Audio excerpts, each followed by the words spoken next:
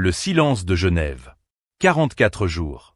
C'est le temps qu'un chef d'État peut-il rester silencieux avant que le silence lui-même ne devienne une information? Une réunion de crise s'est tenue ce mercredi 22 juillet à Yaoundé, au siège du parti au pouvoir. Officiellement, l'ordre du jour n'a pas été communiqué. Mais une question traverse tout un pays. Où est le président de la République et pourquoi personne ne semble en mesure d'y répondre clairement? Mais ce n'est pas tout. Car ce qui se joue actuellement à Genève, sur les bords du lac Léman, ressemble de moins en moins à un simple séjour privé. Partie 1. Contexte et faits vérifiables. Reprenons les faits établis, ceux que personne ne conteste. Le 7 juin 2026, Paul Biya, 93 ans, quitte Yaoundé en compagnie de son épouse Chantal Biya à destination de Genève. Ce déplacement est initialement présenté par la présidence comme un court séjour privé en Europe. Et pourtant, un détail change tout. Depuis cette date, le président n'est plus réapparu publiquement. Aucune image, aucune déclaration filmée, aucune sortie officielle depuis 44 jours. Le 17 juin 2026, le magazine panafricain Jeune Afrique publie une information qui va changer la tonalité de l'affaire. Selon le média, le chef de l'État serait pris en charge dans une clinique privée genevoise, à la suite d'un malaise survenu lors des célébrations de la fête nationale du 20 mai 2026. La réaction ne se fait pas attendre. Dès le lendemain, le 18 juin, le ministre de la Communication et porte-parole du gouvernement, René-Emmanuel Sadi, publie un communiqué ferme. Il dément toute hospitalisation, qualifie les informations de « conjectures malveillantes et infondées » et assure que le président regagnera le Cameroun dans les plus brefs délais. Cette promesse-là, en tout cas, est vérifiable. Et plus d'un mois plus tard, elle n'a manifestement pas été tenue. Mais un communiqué ne suffit jamais à clore un dossier de cette nature. Car pendant que le gouvernement dément, la réalité du terrain raconte une toute autre histoire. Partie 2. Le conflit, les tensions. D'un côté, la version officielle, un chef de l'État en pleine forme, en simple séjour privé, qui vaque normalement à ses activités. De l'autre, un faisceau d'éléments qui, sans jamais constituer une preuve à eux seuls, s'accumulent au point d'interpeller jusqu'aux observateurs les plus prudents. Car voici ce que documentent plusieurs médias, dont Jeune Afrique. Ce n'est plus seulement le président et son épouse qui séjournent à Genève. C'est, selon ces sources, une bonne partie du clan familial qui s'est retrouvé à l'hôtel Intercontinental. Chantal Biya, Junior et Brenda Biya, la gouvernante présidentielle, mais aussi, plus surprenant encore, Céline Ngo, épouse du secrétaire général de la présidence Ferdinand Ngo, resté lui à Yaoundé. Certains observateurs y voient une simple coïncidence familiale. D'autres, plus circonspects, s'interrogent. Pourquoi réunir autant de proches autour d'un simple séjour privé? La question reste posée. Autre élément troublant selon la même enquête. Pierre Meba, le frère cadet du président, aurait lui aussi été hospitalisé à Genève au même moment. Une coïncidence de calendrier qui, si elle était confirmée, dirait quelque chose sur la vulnérabilité d'une génération entière au sommet de l'État, sans qu'il faille y voir, à ce stade, quoi que ce soit de plus qu'une coïncidence. Et puis il y a eu cette fête. Le 31e anniversaire de Junior Biya, célébré à l'Intercontinental de Genève dans une ambiance que plusieurs médias qualifient d'inhabituelle pour une famille présidentielle réputée discrète. Certains y voient une opération de communication destinée à rassurer l'opinion. D'autres se demandent si l'on ne cherche pas, au contraire, à détourner l'attention d'une situation plus grave. Beaucoup s'interrogent. Personne, à ce jour, ne détient la réponse définitive.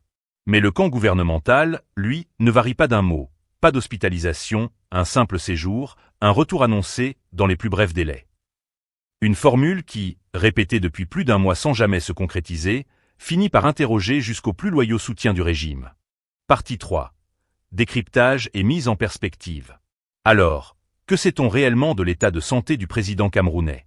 Ici, la prudence s'impose plus que jamais, car aucune source médicale officielle ne s'est exprimée. Selon plusieurs informations non confirmées, relayées notamment par Jeune Afrique, le président suivrait un traitement lié à une maladie de la prostate et aurait par ailleurs subi une intervention portant sur le genou.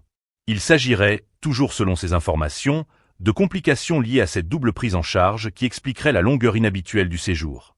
Rien de tout cela n'a été confirmé par une autorité médicale ou par la présidence elle-même. Ce ne sont, à ce stade, que des éléments d'enquête journalistique à prendre avec toute la prudence qu'ils imposent. Un lanceur d'alerte camerounais installé en France, connu pour ses révélations régulières sur des dossiers sensibles touchant l'appareil d'État, affirme de son côté qu'une intervention chirurgicale aurait eu lieu durant ce séjour. Il convient ici d'être clair. Cette source, aussi régulièrement reprise soit-elle par une partie de la presse, est également critiquée par ses détracteurs, qui lui reprochent parfois certains raccourcis. Une information à traiter donc comme une hypothèse parmi d'autres, pas comme une certitude. Reste une question institutionnelle, elle bien réelle et bien documentée. Que prévoit la Constitution camerounaise en cas d'empêchement prolongé du chef de l'État? Le texte fondamental évoque un mécanisme de suppléance, mais plusieurs juristes et partis d'opposition, dont l'UDC, font remarquer que ce mécanisme n'a, dans les faits, jamais été activé ni clarifié dans le contexte actuel. Le vide n'est peut-être pas seulement médical. Il pourrait aussi être institutionnel.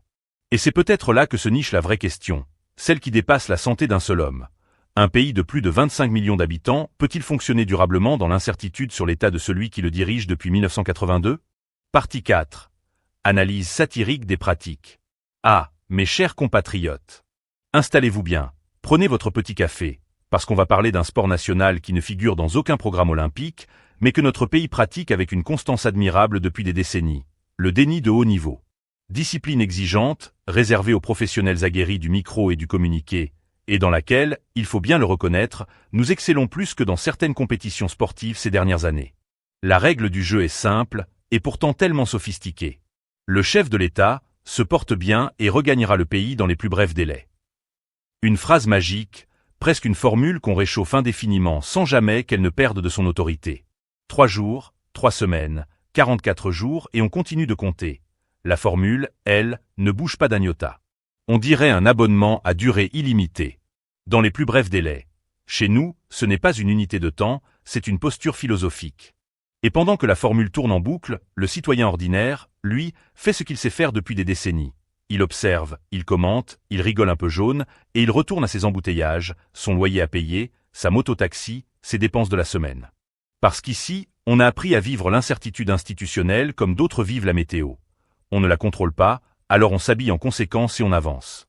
On n'est pas ensemble, disent certains sur les réseaux sociaux. Traduction libre.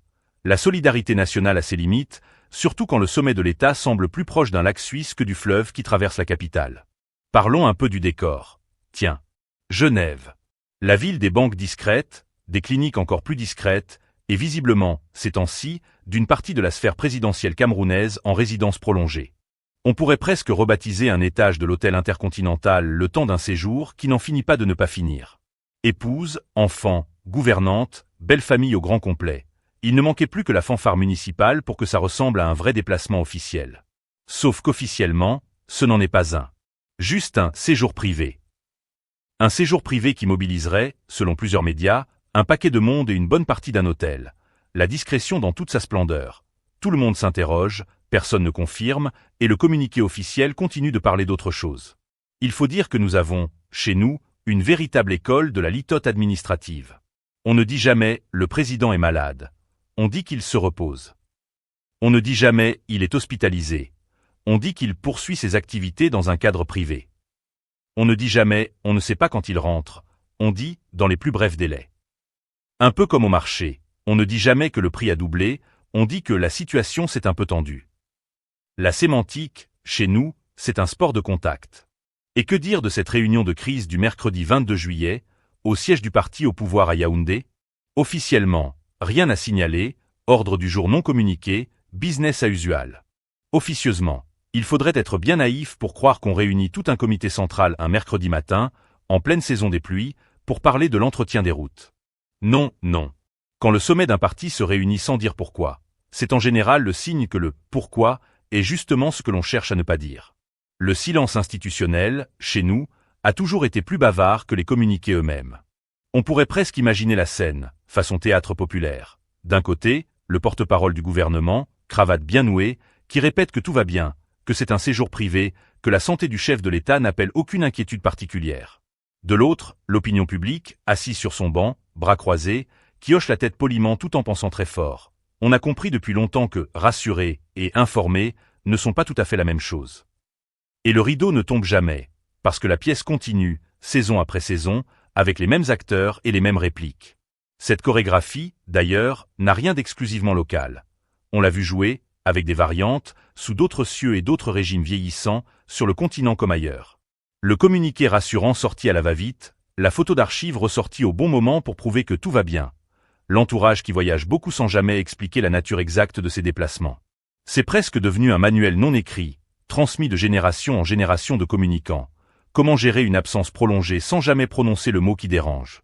Un classique du genre, disponible, semble-t-il, en libre service dans plusieurs capitales. Il y a quelque chose de profondément révélateur, aussi, dans cette capacité collective à faire de l'incertitude un motif d'humour plutôt que de désespoir pur. On plaisante sur les réseaux, on fabrique des formules, on continue à vivre. Parce qu'au fond, traverser l'absence prolongée du sommet de l'État avec le sourire, c'est peut-être une façon de dire que la vie du pays, elle, doit continuer, qu'on nous informe ou pas. Un peuple entier qui apprend à fonctionner sur du sable institutionnel mouvant, tout en gardant, contre vent et marée, son sens de la dérision. Voilà peut-être la vraie prouesse de ces dernières semaines, plus impressionnante, disons-le, que n'importe quel communiqué de presse.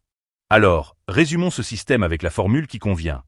On ne ment jamais officiellement, on choisit juste, avec un art consommé, de ne jamais tout à fait dire la vérité non plus.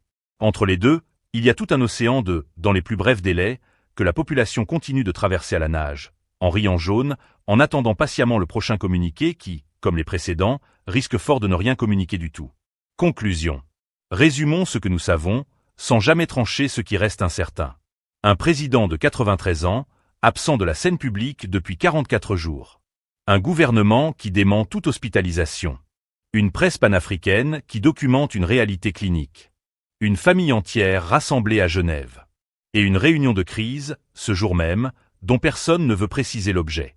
Entre ces deux versions, celle du silence rassurant et celle des questions qui s'accumulent, où se situe la vérité?